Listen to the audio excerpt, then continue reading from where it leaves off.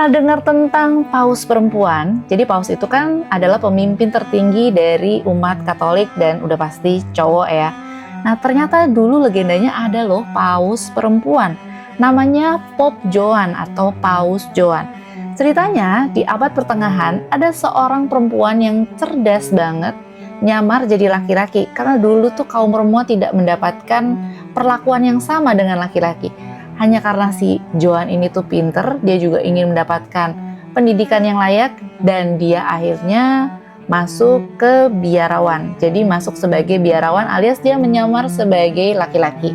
Dia naik pangkat dengan cepat, jadi biarawan yang terhormat, sampai akhirnya terpilih menjadi paus di Roma. Selama bertahun-tahun penyamarannya tuh nggak ketahuan. Tapi legenda bilang segalanya terbongkar saat sebuah prosesi besar di jalan Roma.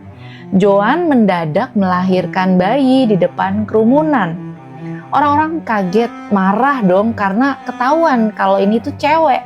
Ada versi cerita yang bilang dia langsung dirajam batu sampai mati. Tubuhnya diseret kuda melewati jalanan. Tapi ada juga yang bilang kalau dia akhirnya kabur. Tapi apakah kisah Pope Joan ini sebenarnya benar-benar ada?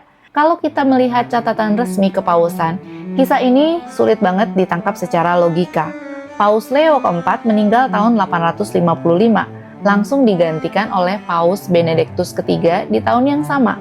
Nggak ada ruang untuk Pope Joan, bahkan kisah ini baru ditulis 400 tahun kemudian oleh biarawan Dominikan. Meskipun nggak ada bukti, cerita ini menyebar luas. Ada patungnya di Katedral Siena, muncul dalam buku Bobbaccio. Bahkan dipakai kaum Protestan saat reformasi untuk menyerang otoritas gereja Katolik.